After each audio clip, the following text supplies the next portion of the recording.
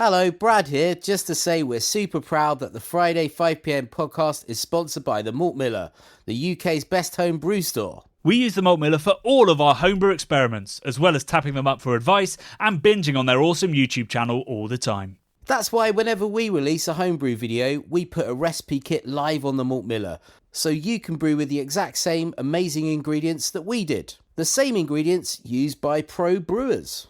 So alongside the Malt Miller's nitro-flushed hops, cold-stored yeast and milled-to-order malts, you can pick up recipe kits for our 5 Points Best Bitter, Russian River West Coast IPA, and now the fastest beer in the world, a hazy session IPA that goes from grain to glass in less than 48 hours.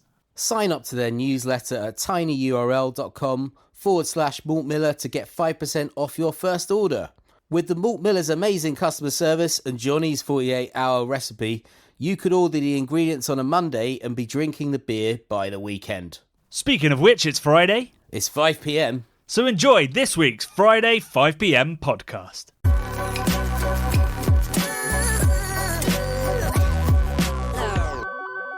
It's Friday, it's 5pm. It's been a busy week in the world of CBC.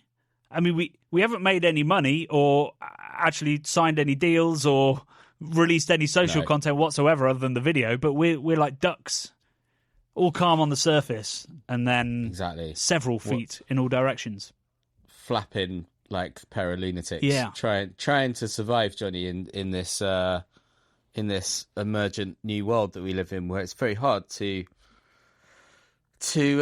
make a living, isn't it? Seemingly. Welcome, happy Friday feels. Did we mention we had a Patreon? Yeah, Patreon. Please join our Patreon. Please join our Patreon. Yeah. Yes. There's an advert at the end of this podcast every single time, but also at the start. Yeah, we've had a wild week of pitching and trying to put things together and nothing really happening yet. But something will happen.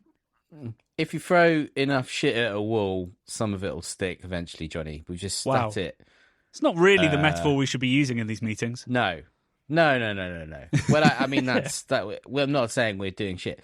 We're trying to do the most aspirational beer content in the world, Johnny. And it's hard, isn't it, to get that commission sometimes. It is. But my God, this week we've been always be selling or whatever it is. Yeah, we are. We are literally Alec Baldwin. Can we talk about him? Yeah. I don't know. Is he cancelled? He shot a guy, didn't he? A lady. That was him, wasn't it? Yeah. Was it a lady? Oh, my God. And he's now, I mean, it's a very, very dark story. So let's not on a film dip into that. Yeah. But, we are Glenn Rossing as hard as we possibly can. Yeah, big time. Big time. Gotta hustle. Always be hustling. Except for the break you took to go to the Pixies, right? Well, it was on a Saturday, Johnny. So no, we weren't weekends. But good segue there. Yeah, so I went to see Pixies. They're just Pixies. Everyone calls them the Pixies. I call them the Pixies, but they are Pixies, not the Pixies. So I went to see Pixies on Saturday in Kentish Town, your old stomping ground, Johnny. Yeah. With Was my it at the Forum? oldest... Yeah, at the Forum. Yeah. With my oldest school friends, some of which I've known since I've been 5 years old. Were you listening to the Pixies with them then? We were listening to the Pixies when we were about 14, 15, I would say. That makes sense. So it's since I've been a young, impressionable teenager, love Pixies. But very, very cool. I mean, Pixies are old. They're an 80s band, late 80s band. Technically... we were too young to be listening to them. Half our listeners probably just spat out their beer because you just called them all old, knowing our demographic. Well, I tell you what, the Pixies demographic in the audience was like over 50, which makes sense because late 80s band, if you were, a teenager when they came out, you would be in your 50s, basically. Yeah, just keep going back to it, man. Just keep calling our audience old. Yeah. But it was super cool. They played two of their great albums in entirety. Whoa. From start to finish, Bossa Nova and Trompe Le Monde, back to back, which was incredible. The stage was, they don't need lights, they don't need anything really, but they had the eyeball from Trompe Le Monde that turned around. Actually, sorry, it was a globe of bossa nova that turned around into the eyeball of Trompe Le Monde, which I really appreciated. But sadly, I went to the bar at the exact moment they turned it round on the stage. They had a bunch of these eyeballs, and I didn't get to see them turn. So I was off ordering a pint of all they served in there in the I think it's the O2 Forum, I don't know, Kentish Town Forum was pretty poorly stocked with beer. You don't say. Music venues not stocking good beer. So we drank some IPA. I think it was Brooklyn IPA or something wacky. It wasn't very good. But the most exciting thing was, Johnny, that I thought this was illegal. They were serving 2-pint pours, so like mega pints, giant plastic 2-pinters, which plastic? I can, to be honest, plastic. Wait, mate. how has that got structural integrity? As soon as you pick that up, it's going to flood. Also, the crowd was incredibly dense, so people were like walking through with two 2-pinters above their heads. Good lord!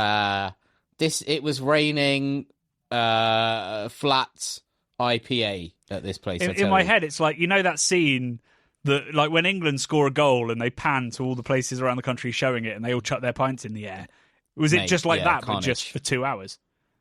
It was a little bit carnage. There was a pit. I was quite impressed. There was a pit. They sounded amazing, by the way. A pit of 50-year-olds. Yeah, yeah. Right, okay. Well, there were young people there. It was quite endearing, actually. There was a really cool dad in front of us with his cool teenage kid who had like a mullet where he'd sort of shaved his sideburns totally off, and he looked cool, and they kept hugging and stuff, and I was like, this is nice. That is the kind of moment Pixies. dads live for. I was like, this is great. The kid was singing along to everything. He must have been 18 years old, and he was loving it. I was like, what a cool dad. I'm still in Frozen 2 world, but there's a couple of bangers in Frozen 2. The film makes no sense. It feels like an acid trip, but a couple of bangers musically. We went to Caps and Taps before as well. Lovely. Shout out to those guys. What did you drink there? I had Augustina. Of course you did. I don't know why I asked. I needed to calm myself down, Johnny, because I came on the tube, which I don't know why I did with a man with anxiety. He doesn't like tubes. I came on the tube to Tufnell Park. This is not a haiku. Well, that sounded like it could be.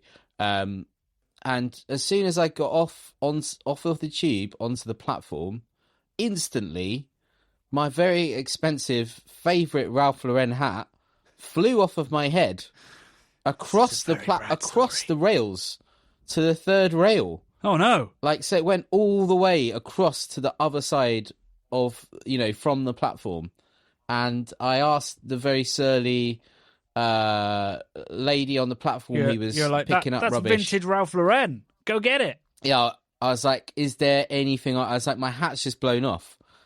And she was like, yeah, what do you want me to do about it? I was like, oh. I said, I don't know. I said, is there any sort of process of me getting that back? She went, no. And then I just stood there for 10 minutes, maybe, just in shock. Not 10 minutes, a couple of minutes, Johnny. And she asked me to go and, move on. I think she thought I was going to jump on the line to try and get it. Yeah, she might have been thinking that you were psyching yourself up for it. Yeah, I just said, oh, no, I'm thinking what I'm going to do, which probably made her think that even more, thinking about it. Anyway, she came back and was like, if you really want it back, and I said, yeah, I do. She said, just go and press the information button. So I went and pressed the information button, Johnny, and I spoke to a nice man upstairs who could see me on camera, and he said, he said, you can't jump down there, I don't do anything like that. He said, on a Sunday, when the night tube stops, we will send a guy down. He said, by then, we'll have about 15 hats on each line.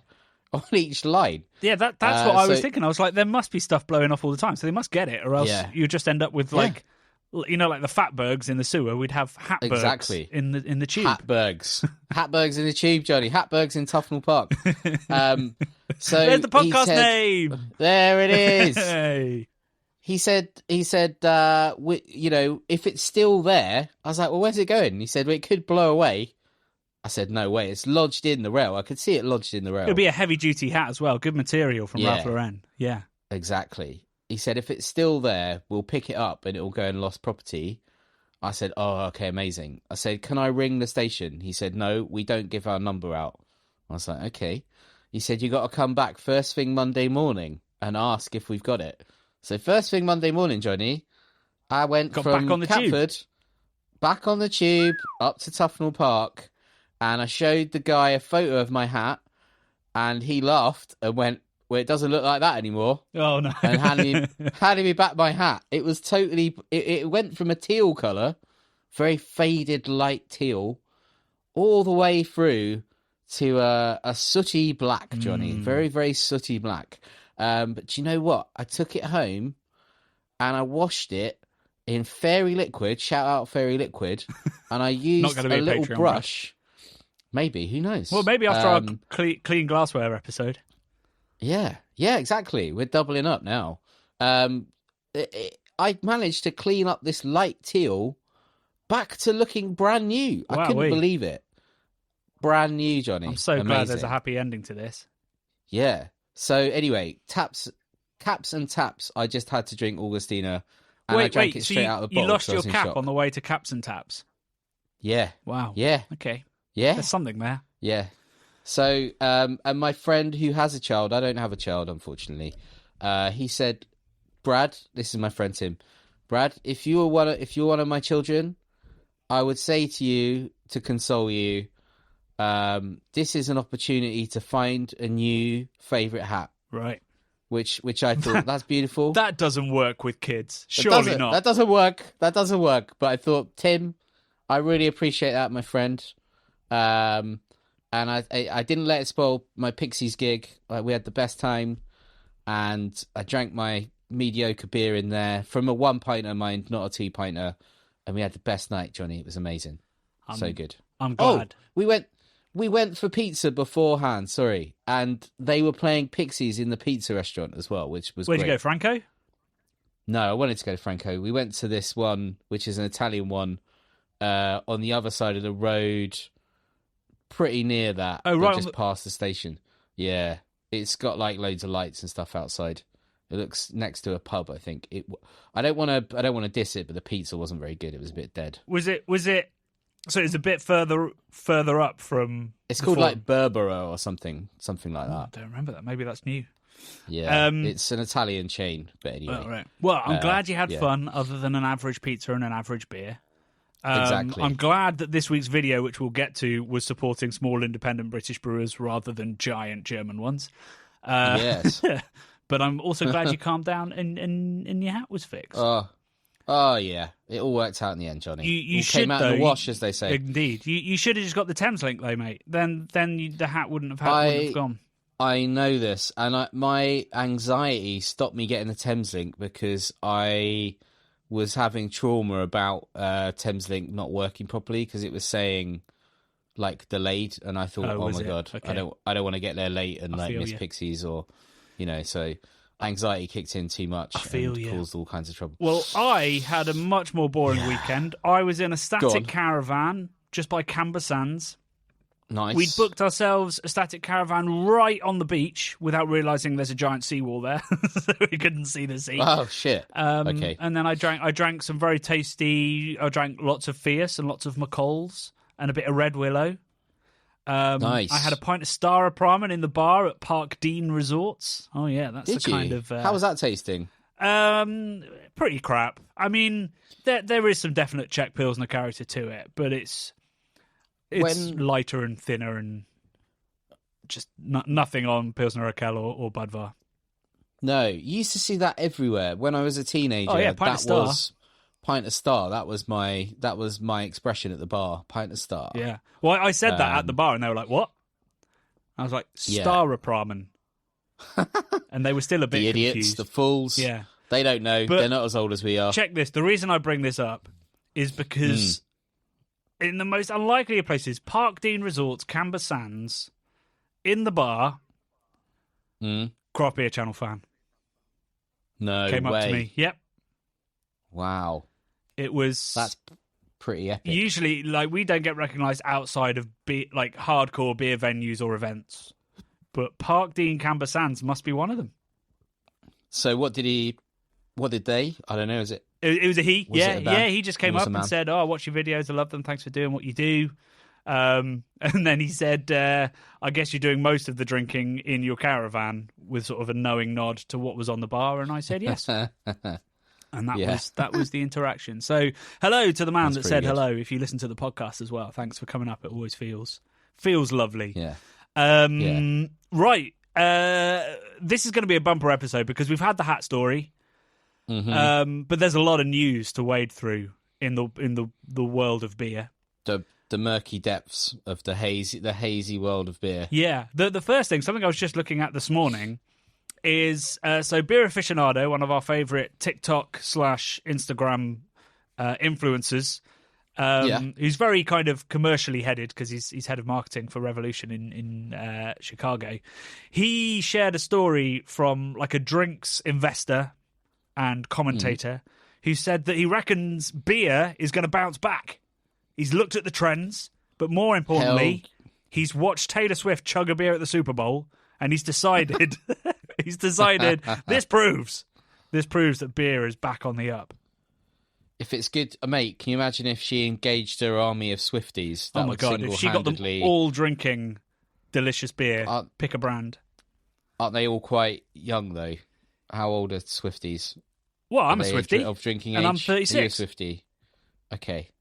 All right, fair enough. So it could work. We'll engage the Swifties. Yeah. Swifties for a Swiftie. Yeah, Swifties for Swifties. It's ready made to go. We'll email her. Yeah. I'll tag her in. Every other bit of news this week would counteract this man's point and make Swifties for Swifties even more important. So the first thing is the news. Industry report has shown that brewery closures in 2003 rose 82% in the UK on 2002. You said, 2003, 2002, or 2023, 22? Oh, sorry. 2023 to 2022. Okay. So 39 breweries closed in 2022, which I'm fairly certain is nonsense. That's just breweries applying for insolvency, I think. That's what the report's looked at. So it's not counting breweries that were sub-brands or, owned by other companies, or just, wound down and closed rather than went insolvent. Yeah. Compared to 69 in 23. So it's dark times out there, and these numbers are definitely a lot lower than they should be. This is only I would say about 2/3 of the actual closures in both those years. And we had a big closure this week. Not a brewery, but a distributor in Ibria, which was always a strange company. It founded while I was working in beer distribution and was sort of the start of this whole going direct to the brewery. So Ibria were pretty much just a facilitator. They'd sort of run the technology, take the money, pass it on to the brewery, and the brewery would do the shipping. Which was, seems great. You could buy beer from anyone that was on the platform and this kind of stuff, and there were supposedly fewer overheads. There weren't. But it did create issues in that you could only buy from one brewery at a time, so it didn't really solve that particular issue, whereas with most distributors you could buy anything from their range. And it was always a slightly strange company. It has now gone under and been bought by Beer 52. Wow, that's cool. So Beer 52 have branched out into the on-trade. Yeah, that's interesting. And knowing their business model, they will throw a ton of money and discounts at it and hope that does well. So I'm not one of these people that really hates on Beer 52. I think certainly during lockdown they saved a lot of businesses by buying huge amounts of beer from smaller breweries. Their pricing model concerns me in the same way that, say, Wetherspoon, their model does. But hopefully if they can retain the staff, that's a positive. Unfortunately, because it's not the way it works, they're not going to pay the debts back to the breweries that were owed, although I would advise them that they should. But they're under no obligation to do so. That's down to the administrators to sort out the debts. But it's people are calling this like another sign of the times. I think this one is a slightly strange business model that eventually ran out of steam. And I'll be interested to see what Beer 52 do with it. But the main reason I brought this up is I want to say to people, if you see on Twitter, Instagram, anything, breweries saying they were shafted by Ibria going under, if ever there was a time to buy some beer from them, now's the time. Because their cash flow for the next month will be utterly screwed. And they will need you to be buying their beer. So all the breweries that were shafted, most of them have been very vocal about it. Don't worry, you'll know. Go buy from those breweries and show them the support they need and likely deserve. Big time. Have you heard the news about the biggest pub in the UK getting into some pretty deep controversy? No. What are we talking? Are we talking Spoons in Ramsgate? Spoons in Ramsgate is the biggest pub in the country? I believe it was. Oh, okay. I think I'm with you. So maybe somewhere newish. I think it's been overtaken in the last year. We're not mentioning who owns it or what the pub is for legal reasons, which is the same as what David Jesse-Darson has done in his expose of this pub in South London that is the biggest pub in the UK, where he's been telling stories from workers there anonymously. Some pretty horrendous stories of the working conditions, of the management, including even stories about this pub getting homeless people off the street to clear glasses in return for petty cash. Wow. No way. Like, that's insane. The kind of stuff that goes beyond like local bad management and these things must be known about by people higher up. It's truly shocking and truly daring journalism from David, who said on his Twitter he was told by lots of different outlets that this story didn't have any mass appeal or interest. But once you start reading the stuff he's uncovered, I mean, it left me speechless as I was reading it. What's happening at one of the biggest branded pubs in the UK, and one that is championed and talked about constantly by influencers that don't know enough about the business or the breweries or the industry or just decent humanity to just do the tiniest bit of research and check who's behind it. So yeah, if you haven't read that article, I highly encourage that you do so, because these are the kind of issues that we need to be highlighting in the industry and stamping out this kind of behaviour. So I just want to say big plaudits to David for taking what must be quite a large legal risk. And I would imagine a lot of the people that he spoke to get the article commissioned were more scared of the legality than the lack of interest. Yeah, possibly. Yeah. I agree. So yeah, that's on his Substack, the article, and all over social at the moment, because it's truly horrendous. And if I'm right about knowing who it is, then not out of form. So some pretty bleak news in the craft beer world at the moment. I got some more fun news. Have you got some fun news? Go on. Yeah, this is from 5 days ago, but it is on BBC News, so it is verified.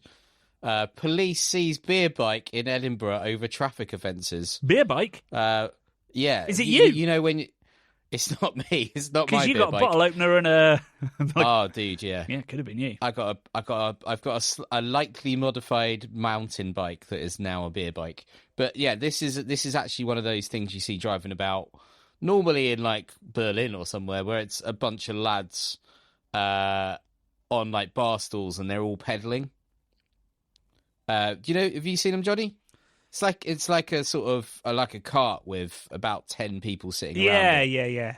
Yeah. I've seen them going so, around. Officers stopped the pedal-powered bar on Leaf Walk about 11:20 in the morning on Saturday. Wowee. The vehicles which allow travellers to sightsee while enjoying an alcoholic beverage are very popular in several European cities. A spokesman for the Police Scotland said the vehicle had been stopped due to road traffic offences, but inquiries are ongoing, Johnny. Wow. So maybe we'll revisit this. Yeah, we'll it have sounds to follow like that story. There's probably not a lot going on in Edinburgh at the moment, so they're just trying to distract us from all the terrible things that are happening in the world with incredibly light stories like this, Johnny. Yeah, I've got a light story for you. Oh yeah. Did you hear about the vintage Peroni can, not Peroni, but Perone. It's an Perone. old American lager brand, brewed by the Otto Erlanger Brewing Co. from Philadelphia. It's an antique can. It's from the 1940s, and it's just sold at auction. Yeah. For $62,000. Wow. That's amazing. Yeah, so don't chuck out your beer cans, folks. Keep them. You never know. Does it look good? Is it squashed? Is it No, it's in good condition. It's empty. Yeah. Oh, it's empty. I guess it's just, for people that love collecting beer cans. I think the reason it's so very... Imagine if it had... Yeah, go on. If it had beer in. No, thanks. Imagine if it had beer in, Johnny, and you'd spent 60-odd grand on it and then drank the beer. Yeah, That'd be good, wouldn't it? That'd be a good video. It would certainly get some clicks. I don't think we'd get 62 grand in advertising back though. No. So yeah, I think it's the only known example of this brand that still exists. So I think that's why it's worth a lot to collectors. But yeah, amazing. I mean, if you think we're overpaying for imported beer at the moment, think about empty cans. Actually, that reminds me of when we were doing some Drinks for Drinks Tube right at the start of Craft Beer Channel, and they wanted to do like world's weirdest, or I think it was world's weirdest beers, and we tried that beer that was 1 million Scovilles and a couple of other ones. Oh yeah, and one of them was they wanted to get Westfaletter and 12 in for like the world's rarest beer or the world's best beer, and they couldn't get hold of it, but they spent like 30 quid just buying an empty bottle on eBay.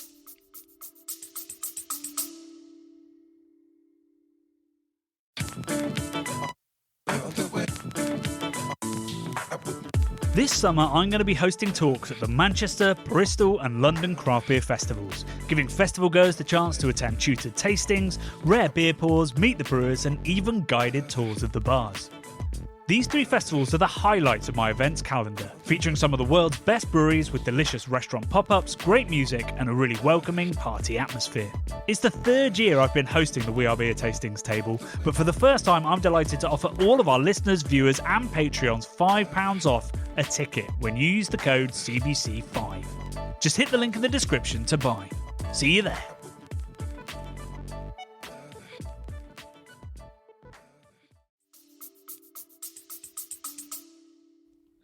Oh God, yeah, that was. We don't fake stuff, but that was in the sort of days when we were working with a TV company. Well, we didn't fake it. We were like, No. this is only the empty bottle. Yeah, we didn't pretend yeah. that there was Westfaletter in there. No. Just reminded me of that. Wild times back at the start of Craft Beer Channel. The other news, which I keep meaning to say, is I need to find like a klaxon sound effect. But Allagash is in the UK right now. To all our UK listeners, hell yeah! It has arrived via That's my pretty old amazing. company Cave Direct and is for sale on beermerchants.com and soon lots and lots of great bottle shops around the country. And it's selling hot, like hotcakes, like hot wit, like cold wit. Is. Selling like cold wit. Let's try and start that as as an idiom. So yeah, some amazing stuff. Over 30 different beers they've brought in. Lots of amazing mixed fermentation stuff. Their new IPA, which I think they released last year, Allagash Wit, obviously. Very exciting. I've put in an order myself, and you all should too if you haven't had Allagash, because they're one of the best Belgian-style breweries outside of Belgium. And even if they were in Belgium, they'd be one of the best Belgian-style breweries. And also, Johnny, if we all put in orders, then they can go back to Allagash and go, we sold it already. Yeah, and then hopefully they'll let them bring some more across, and then we can just have it all the time. How amazing would that be? That would be joyous. Right, enough news. Let's talk about this week's video, which, after all the dark news about the brewing industry, except for the Taylor Swift thing, is all about championing small breweries.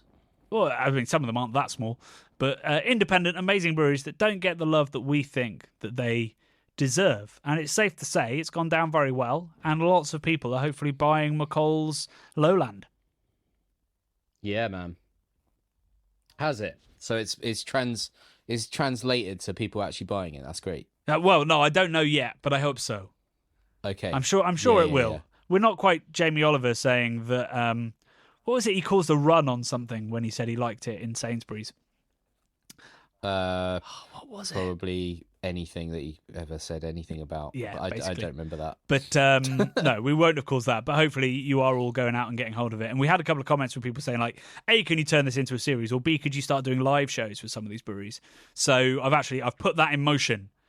Maybe we can do some live shows with these not undiscovered, lesser known breweries. We had a great time filming this. We only drank 5 beers in the actual video, but we drank lots of the other beers that were on the table and a couple before and afterwards as well, because the beers were just sensational.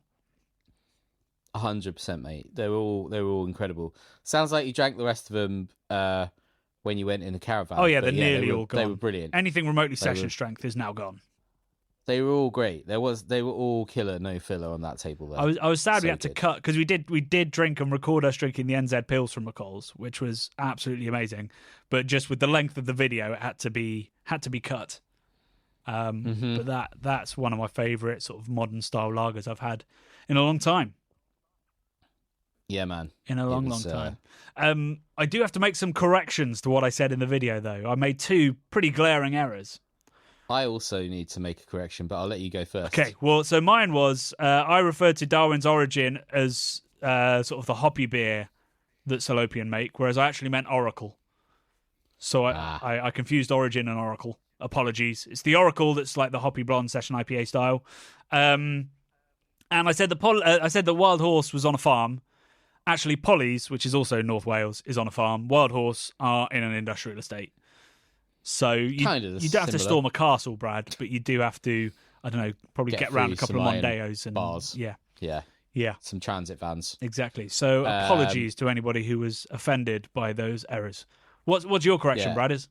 Well, I want to apologise to the Fierce Design team who it came across like I was slating their can design when off camera I'd realised that the beer that we were drinking was called Retro something or other, and it was a riff. Retro IPA. It was a riff on retro IPA can designs. And having seen loads of different Fierce beer cans that look really good, really strong designs, for some reason I had a brain fart, Johnny, and I thought we were cutting it out the video, but it got left in.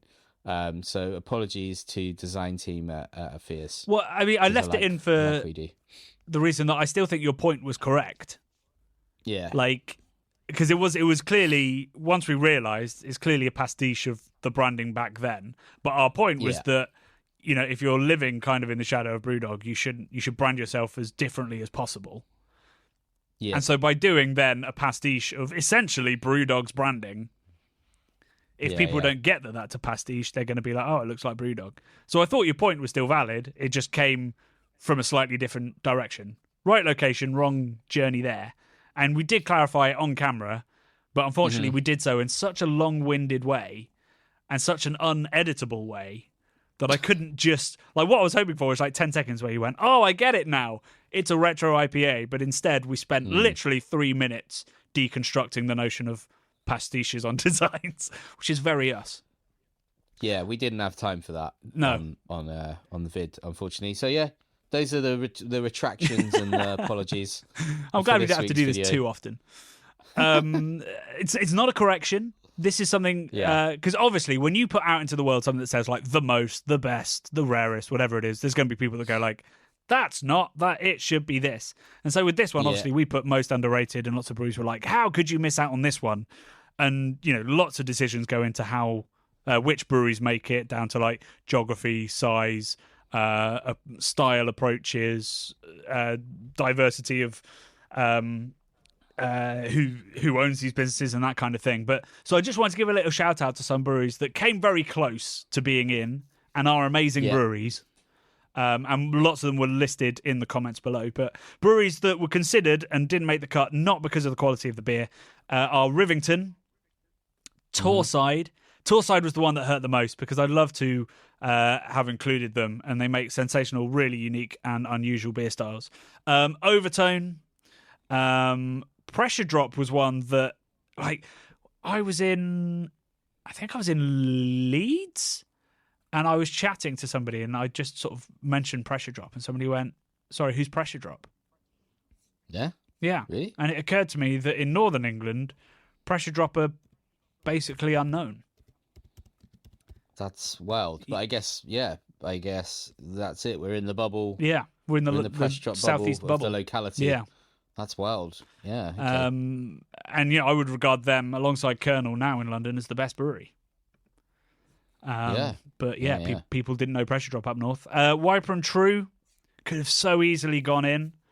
And then Eight Arch is another wonderful brewery that nearly made the cut. So, there's so many of these breweries that we could have included. And I think that possibly this needs to become some kind of format, playlist, repeatable thing, right? So we can cover all these. It's going to be a format. It's going to be a format, Johnny. It is. It has to be. It's because you know what? It's the remit of what we're about. It's championing independent small business who are excelling, doing amazing stuff in the beer world. So we should be shouting from the rooftops about all of these breweries, and there are like so many, Johnny. Even just from this comment selection alone, we've got a whole new bunch that we should be mentioning. Yeah, but yeah, I think it's wonderful. I think it could be like an ongoing thing. The other side of the coin to our hype train, sort of an unhyped playlist. Yeah, where nice. Breweries people don't know about, but they should. I'm always a little bit hesitant with this kind of stuff because obviously it's very UK centric.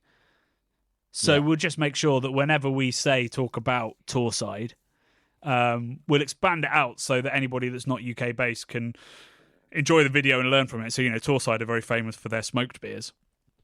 And we can talk about, smoked beers, which we don't often talk about on the channel. No. So we could expand it out and make sure that everybody gains something from it. So yeah, that's very much in the plan. Let's dig into the comments. What were your favourites? I've got one from Forest Gravy 90. They said, talking about small businesses, Johnny, small breweries, small brewery called Coors in Burton make a lovely drop called Carling. Light lager, really lovely drop. Very rare these days. Can get hold of it in your local bottle shop, possibly. So that was a recommendation from Forest Gravy 90. Thank you. Not sure I've heard of Coors, but yeah. I do you know what I've drank? What was it? I drank a pint of years ago. It was a Coors beer, ice cold. Do you generally say extra Coors? Cold or something? I don't know how you say it. Coors. Well, so the guy who founded it was a German, and it's spelled Kohrs, and I think he, not anglicised it, Americanised it. So the German would be Coors. Yeah, Coors. Okay, Coors. Yeah, the lovely Coors. That just makes you think of the Irish pop rock band, the Corrs. I wouldn't run away with the Corrs. Well, at least a can of the Corrs. I hate that my brain's full of these things. There's so much more useful things I could fill my brain with. Not That's a tune, though, Johnny. How good a tune is. Yeah, it is a little bit of a tune, What can I do isn't to it, make you love me? Yeah. That's an earworm. That little guitar riff. Yeah, it's good. From Jim. Is it Jim? Is that the brother's name, though? I don't know what the brother's name is. I think his name's Jim. He must be one of the greatest unsung heroes in popular music. Just like, the Corrs, the sisters. And there's just the brother being like, I wrote the music and played the tunes, I think. He's like, I did all this shit. She just plays a penny whistle. Actually, I don't know whether he wrote the tunes. No, I don't know. Just because he plays the instrument doesn't mean he wrote the tunes. No. They are all playing instruments. Oh, are they? There's a fiddle. One of them's got a fiddle. One of them's on a penny whistle, I'm sure. Wow. And I think one of them on a keyboard. You clearly know significantly more about the Corrs than I do. I definitely used to fancy Andrea Corrs quite a lot. She was the singer. Looks a bit like she was like Angelina Jolie-esque. Yeah, the singer one. Yeah. Thought she was quite enchanting at a certain point in my life. I don't know how old I would have been when they were on telly. I wasn't that old. I'm looking. I can't believe I'm googling this right now. So they all wrote music. All of them were involved. And his name indeed was Jim Corr. There you go, Jim Corr. Corrs, the lovely Corrs. I didn't know they all played instruments. Like maybe in the music videos they didn't. No, they did. I'm pretty sure they did. I haven't watched enough Corrs videos, Brad. Obviously, and I've watched far too many by the sounds of it. Well, if you fancied Andrea, I can see why you're while you maybe Yeah. going from the Pixies to the Corrs. Yeah, it was. Yeah. Sorry, not the Pixies. Pixies. Pixies. Go from Pixies to the Corrs. At Josh Dutton. Amazing you guys giving these breweries love. Shame you couldn't do a 4-hour video showing off all the great breweries of the UK. Ha ha ha. That's what he wrote. Ha ha ha. That's the tone you hear that in. Well, yeah, I mean, if we turn it into a playlist, you will get 4 hours of content. Big time. I honestly think it'd be a great little playlist to be doing on the reg. Keeping on the pulse of what's underhyped and should be. That's us, always on the pulse, talking about the Corrs, Pixies. Yeah. Yeah. Any other comments? I might have had one more, Johnny. I'm not sure. Just Bruno saying that we should make this a series. Essentially, there you go. Was another one that I'd picked out. How about you, Johnny? What kind of comments have you got there, sir? I just picked out one from Mark Jonathan Appleton 8642.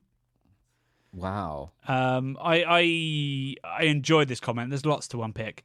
You forget local breweries like Sam Smith, Timothy Taylor, Adams, craft beer is on the decline due to them brewing all the same over hoppy and full of adjuncts. So, firstly, we don't forget them. We are literally working with a university to get UNESCO protection for cask ale breweries. But also, he's picked 3 of the largest breweries with the best distribution in the UK in a video that was about under the radar breweries. But the real bit I wanted to pick up on was, I mean, maybe he didn't watch the video. Lots of people comment without watching the video. That's fine. You do you. But we didn't have a single over hoppy or full of adjunct beer, did we? I don't believe so. We had a barrel aged beer. You could count a barrel as a flavour influence, but certainly not an adjunct. And the black IPA was, as we said in the video, really robustly malted. Weird phrase. So yeah, I think we also had a lot of people saying, and I think it's valid to say this, that a lot of cask ale brewers, family or small, are kind of missed off of any hype radar because of the nature of the beers that they make. And that was also true of a couple of the breweries we covered in this, and probably why Red Willow for a long time didn't get a lot of the plaudits, because they were very cask-led and still are in their local market. But it's something Brad and I have been talking a lot about this week as we start to try and plan Keep Cask Alive too. The idea of how can we make cask sexy. And we've got some ideas as to how we could do it. Andrea you want Coors. her as our ambassador? Well, no, not really. I just thought it was a funny joke for a second there. Now I instantly regret it, but yeah. We have had lots of people off the back of last week's email asking telling us who they think it should be. We've had some wild responses. Somebody said Vinnie Jones. Vinnie Jones. He's quite big at the moment because he's in The Gentleman, the new Netflix thing. So yeah, I'd be up for that. Oh, okay. So there is a kind of now element to it. He's associated with Guy Ritchie, who we know is associated with brewing and stuff. Okay, so if we get Guy Ritchie, we could get a rich vein of English actors that might. I see Vinny drinking bad lager, or possibly him being teetotal. Might be one of those. Is he mellowed? I feel like he's mellowed. Yeah, I could see him drinking it, like taking his time over a nice pint of cask, and with a little dog, maybe a bigger dog actually, wearing like. You don't think he's a Chihuahua guy? Nah, I think he lives on a farm or something. That's how I picture him, with a couple of shooters, some shotguns, going out, shooting stuff, living a wild man sort of vibe. I reckon that's what he does. He strikes me as a sort of a kind of country. I can imagine him have ascended into a sort of country gent type role in his older age. Not older age. I don't You're want sort of painting a picture of like Jones. Johnny Rotten to me with his weird butter adverts. Well, sorry, it's not butter, is it?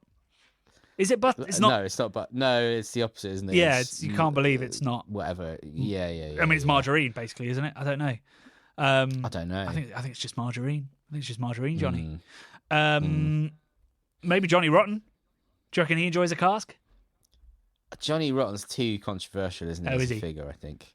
Yeah, I think so. I guess we need some kind of British values, whereas he quite famously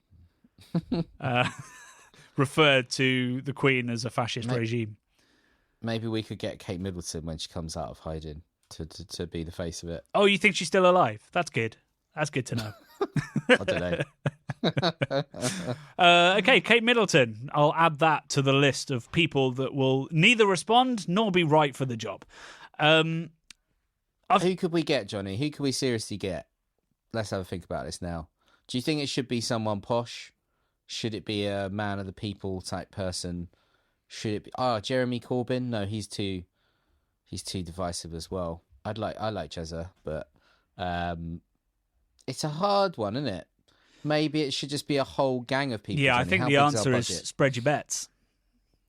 Yeah. We'll get a nice diverse list, and approach. I mean, we're going to approach just about everybody because I think it's going to be a tough sell, but once the right people come, it's going to be an easy sell. You know, we're gonna have celebrities knocking on our doors, going, "Hey, I want to be part of your Cask Ale campaign." It's inevitable. It's inevitable. I've got something to spring on you, Bradley. Moving on from the video, we have had for the first time in probably over a year. I've listened to it. Yeah, a recorded question. Yeah. Oh, so you saw the email and listened as well? Yeah, but I listened to it days ago, so I can't actually remember what he said. Okay, well, we'll play it for people at home. Yeah. And maybe you have a listen as well. Okay. And then we'll answer it. Hey, Johnny. Hey, Brad. Niles here. Last week on the podcast, you had mentioned that Guinness had reached out and made a comment on your video from last week. And this past week's video, Brad had kind of mentioned in passing Brewdog. And it got me wondering, have you ever been threatened, either yourself or the channel, from the content you've made? Love and beer. So that question came from Niles Raddle. Thank you very much for that. Have you ever been threatened as a result of what we've done or said? Can't say I have, Johnny, thankfully. No. I think, hopefully we try to drink and journalist responsibly-ish, don't we? So, yeah, I haven't been threatened personally. How about you? Oh, yeah. Oh, yeah? Yeah, I mean, never anything really scary. I mean, the first thing I'd say is that I delete every week maybe... Oh, yeah. Maybe 5 abusive comments. Yeah. It's not relentless, but it's constant. In fact, we had one on this video from somebody saying that I was responsible for the Beer Hooligan being taken off of YouTube. And the Beer Hooligan was a beer reviewer who has some horrifically racist views and other views that I would not care to promote. I had nothing to do with him getting off. I wasn't aware that I remember he got suspended. I didn't realise he hadn't come back. So this person was calling for us to be cancelled. He said that people should delete us, which I didn't really... Oh, wow. I don't really know what that means. Is it like, is he from the future and that's how you kill somebody now? You just delete their avatar online and then they just cease to exist. That's scary and weird. I don't want to be deleted, No, Johnny. it does sound sad. We haven't been racist or homophobic or sexist or anything like that, hopefully. So I don't think we warrant being deleted. We just want to talk about great beer, Johnny, and celebrate taking this so small seriously businesses and independent, greatness, and try and support our community, Johnny. Not punch down. We're not trying to punch down here. Trying to punch up, uppercut to the face of oppression and wrongness. Yeah. I don't know, Johnny. I mean, whoever this commenter was, all you're doing is making him want to delete us more.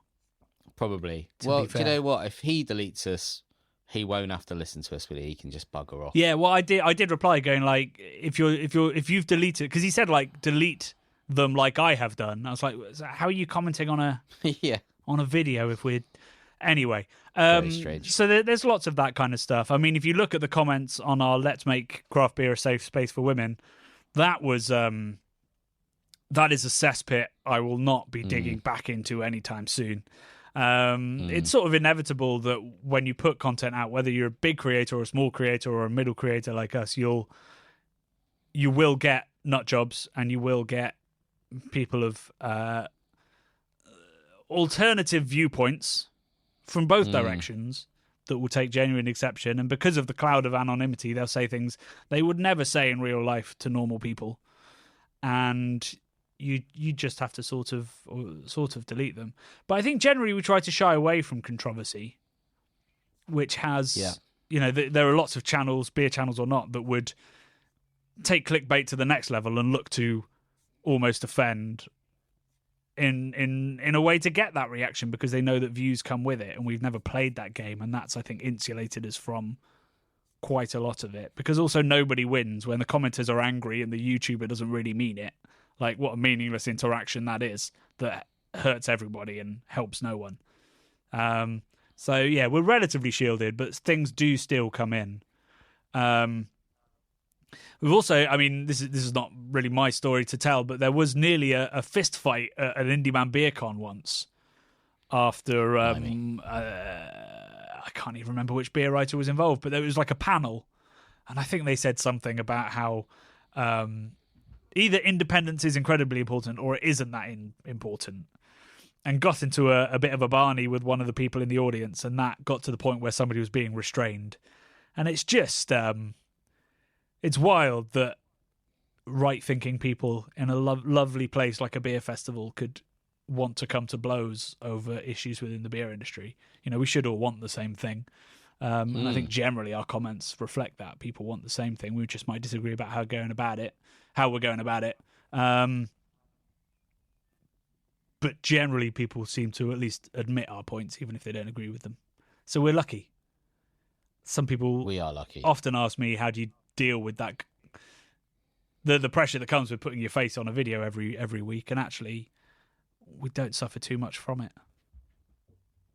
No, I guess if you try and be true to yourself as an individual, and be honest and fair to everyone that you're kind of talking about and dealing with, I think then that goes a long way, doesn't it? It's just having a bit of respect. Yeah, I mean, certainly as two bearded white guys in the craft beer industry, it does. It's trickier when being true to yourself is apparently offensive to other people. But yeah, we are shielded from it, and we've always tried, like with that video about making beer a safer space, we'd try to use our weight to get people to have those discussions, and hopefully we persuaded some people, but mostly as an example of, if you dip your toe in the cesspit, generally they all start climbing out. Well, thank you for that question. It's always good to reflect on those kinds of things and realize that we are quite lucky in what we do, and the people that listen to our podcasts and watch our videos all seem to be genuinely lovely people. And thank you, Niles, for being a long-time supporter on the Patreon as well, which keeps us going and keeps us able to avoid being clickbaity. Anything else to say this week, or have we as the derailed train run out of steam? I think the derailed train has run out of steam. The hat is back in the station, back on my head. My computer is still broken. Oh no! So I still need to figure that out. But we're kind of getting through, aren't we, Johnny? We're struggling, but you got to keep persevering in this life. Indeed, Johnny. and we've got a killer video next week, I think. Oh my god, we got some great stuff, and I'm really excited about filming together next week as well. Yep, we've got some great stuff for filming next week. I'm off to the Isle of Wight at some point as well for a few days, which I hear is very on the pulse, Johnny. I hear it's almost as cool as Camber Sands. I mean, the Isle of Wight is great. I don't know whether I call it cool. It is cool. Don't have the garlic beer from the garlic farm. No, I did go to the garlic farm last time, and they had a live band playing like jazzy stuff in the garden. It was very civilized, Johnny. It was lovely. Right. Well, it's because no one was drinking beer. Probably not. Not the garlic one, anyway. Yuck. But yeah, so next week we're doing a big shoot day. We've got some great ideas and the start of some bigger projects, and also getting into the shorts game properly. We're hoping. We think we've got the concept. We think it's going to work, but it probably won't. And yeah, next week we are digging back into a blind taste test that I did that caused some controversy. The triple blind taste test and a beer that I didn't include that got some people upset. So we're tasting that beer and having some fun with it, including some unusual props such as cocktail sticks and a pillowcase. So we will see you on Wednesday at 4 p.m. for that. And until then, be lovely to each other. Don't drop your hats onto tube lines. And as always, love and beer. Love and beer.